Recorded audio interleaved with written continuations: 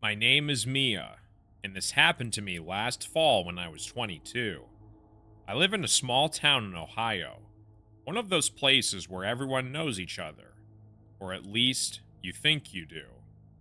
My life was pretty quiet: school during the day, part time job at a coffee shop, and hanging out with old friends on weekends. But like everyone my age, I spent way too much time on social media, especially Snapchat. One evening, I was sitting in my room. It was late October, and the crisp autumn air made my room feel colder than usual. I had a single string of fairy lights glowing above my bed, and my laptop playing some random true crime documentary in the background. I wasn't really paying attention to it. Instead, I was scrolling through Snapchat stories. That's when I got the first message. It was from a username I didn't quite recognize. Snapwatcher_23. I assumed it was a spam account. When I opened it, the message simply said, "Hey Mia." I froze. How did they know my name? My Snapchat wasn't linked to my full name, and my profile was private. Thinking it might be someone I knew, I replied, "Who is this?" The response came almost immediately. "A friend. Don't you remember me?" Now, I know better, but at the time, I figured it was someone from my school just messing with me. I decided to ignore it, but over the next few hours, they sent more messages. "I saw you at the coffee shop today. You look so pretty in that red sweater." That's when my stomach dropped. I had worn a red sweater to work that day, but I hadn't noticed anyone watching me. I typed back, "Seriously, who is this? Please stop messaging me." Instead of answering, they sent a snap. My hand shook as I opened it. It was a picture of my house, taken from across the street. The lights in my bedroom window were clearly visible. My heart started racing. I ran to the window, yanked the curtain back, and peered outside. The street was empty, the lamppost casting long shadows on the sidewalk. But whoever it was had to be nearby. I blocked the account and tried to calm down, convincing myself it was just a cruel prank. But deep down, I felt something was off. The next night, it got even worse. Around 10 p.m., I got another snap, this time from a different username, Mia Watcher. My stomach turned as I opened it. It was another picture of my house, but this time it was closer, taken from my driveway.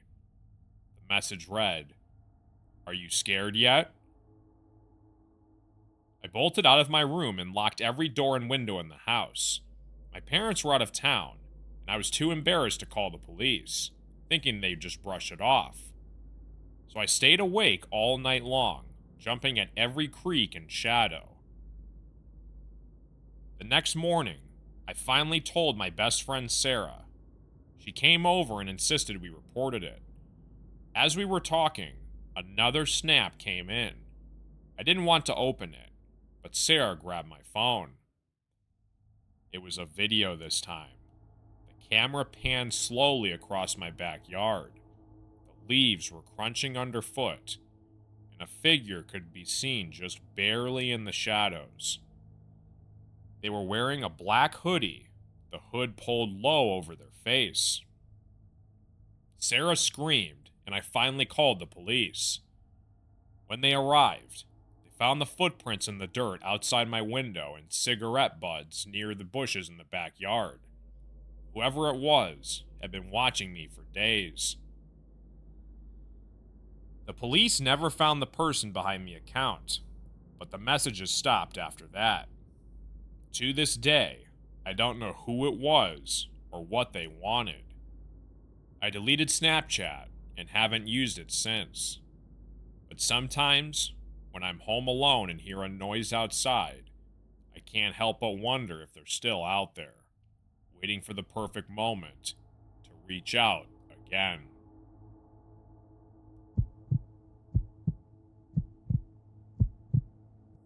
My name is Jake. I'm 26 years old, but this happened 3 years ago, and I still think about it every day. It all started on a quiet Friday night in early December. I live in a small, rundown apartment in Pittsburgh. Nothing fancy. The kind of place where you can hear your neighbor's TV through the walls. I just come home from work, microwaved some leftover pizza, and plopped onto my couch to scroll through my phone. I was mindlessly flipping through Snapchat stories when a new notification popped up. It was from someone named Emily H94. At first, I thought it was a mistake or some random bot, but then I froze. Emily was my best friend in high school. We'd been inseparable, but after graduation, she moved out of state, and we drifted apart. And then, unfortunately, she passed away in a car accident 2 years ago. I stared at the screen, my heart pounding. Her profile picture was the same one she'd had back in high school. Her smiling in front of the Ferris wheel at the state fair. The snap she sent was just a black screen with the words, "Hey Jake, long time no see." I couldn't breathe. My hands shook as I typed back, "Who is this? This isn't funny." The reply came instantly. "It's me, Emily. I missed you." I didn't know what to do.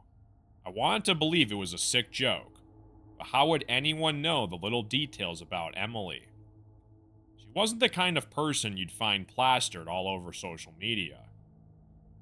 I ignored the message and tried to shake it off, but an hour later, another snap came in. This time, it was a picture.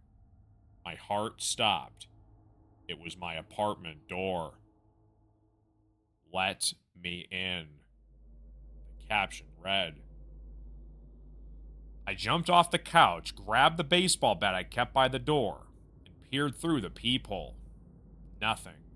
Just the dim hallway lights flickering as they always did. I called the police. They came, checked the hallway and the building security cameras, but found nothing. No one had been near my front door. The cops told me it was probably just a prank, some hacker messing with an old account. They advised me to block the user, so I did. But deep down, I wasn't convinced. The next night, I was sitting at my desk, trying to distract myself with work, when my phone buzzed again. A snap. But this time, it was from another account. The username was Emily Forever. I didn't want to open it, but curiosity got the better of me. It was a video. The camera was shaky, but I recognized the place immediately. It was the graveyard where Emily was buried. The video panned across the rows of headstones before stopping at hers. The caption read, "Why did you forget me?" I felt like I was going to throw up. I called the police again, but by the time they arrived, the account had vanished. They didn't take me seriously this time, saying there wasn't much they could do about anonymous online harassment. That night, I barely slept. Every noise outside made me jump. And at around 3 a.m., I heard it, a faint knock at my window. I live on the second floor. I didn't want to look, but I couldn't stop myself. I pulled the curtain back and screamed. Pressed against the glass was a handprint, small, like Emily's, but it was smudged, almost decayed.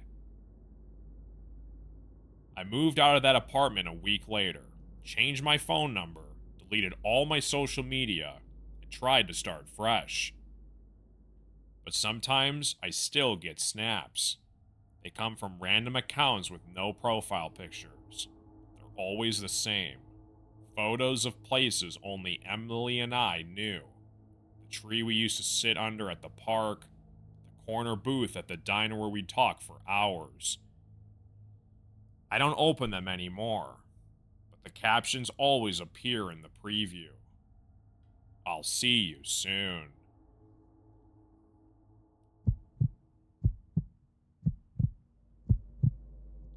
My name is Max, and I've always been a sucker for online games and challenges. A couple of years ago, I got really into crypto, especially Bitcoin. I wasn't rich or anything, but the idea of turning a small investment into something big, that was exciting. It was a Friday night, and I was at my apartment in Chicago. I lived alone in a high rise with a killer view of the city, but the place always felt too quiet when I was by myself. I had just finished dinner and was scrolling through Snapchat when I saw a story pop up from a user named CryptoKingBTC. The story was flashy, bright graphics and loud text promising a game where the winner would get one whole Bitcoin. At the time, that was worth well over $50,000, and all I had to do was swipe up and join the challenge. I was skeptical, but curiosity got the better of me.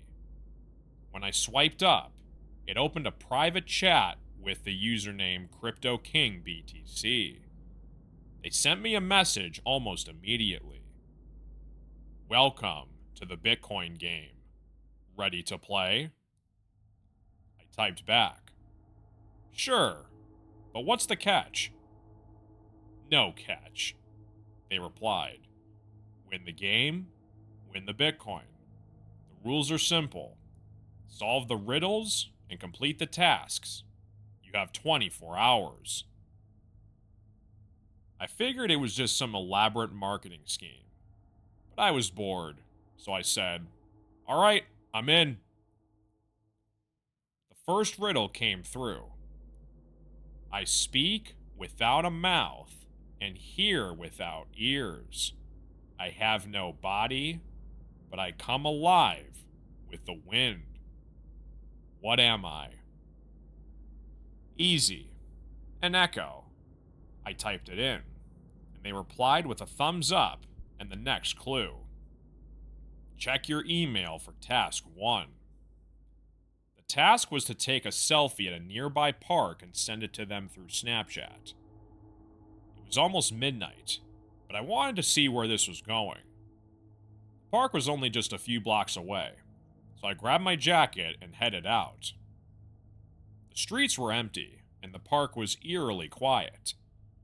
I snapped a quick photo by the fountain and sent it. Almost instantly, they replied, Good. Task number 2. Go to the 24-hour diner on 5th Street and leave a note on table 3. Write this on the note. The Bitcoin is mine. I laughed nervously. This was definitely getting strange, but I figured someone was just having fun with me.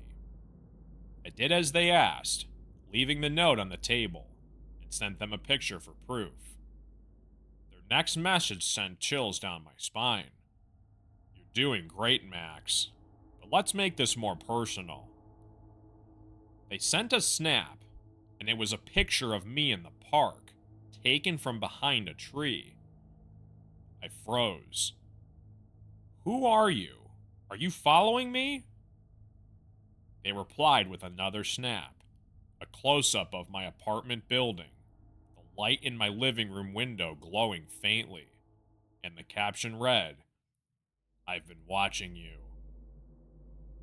I bolted home, locking the door behind me. My phone buzzed again. This time, it was a video. The footage was grainy, but I recognized the hallway outside my apartment. A figure in a hoodie was walking toward my door. I grabbed a knife from the kitchen and called the police, trying to keep my voice steady. As I waited for them to arrive, another message came through. Game over, Max. I win. When the police got there, they searched the building but found no one. The security cameras in the hallway had mysteriously stopped working around the same time I received the video. I deleted Snapchat that night and tried to put the whole thing behind me, but it didn't end there. A week later, I got a notification from my Bitcoin wallet. Someone had hacked it and drained everything I had saved. The username on the transaction? CryptoKingBTC. Now, every time I hear about a game online, I think about that horrible night and wonder who or what I was really playing the game with.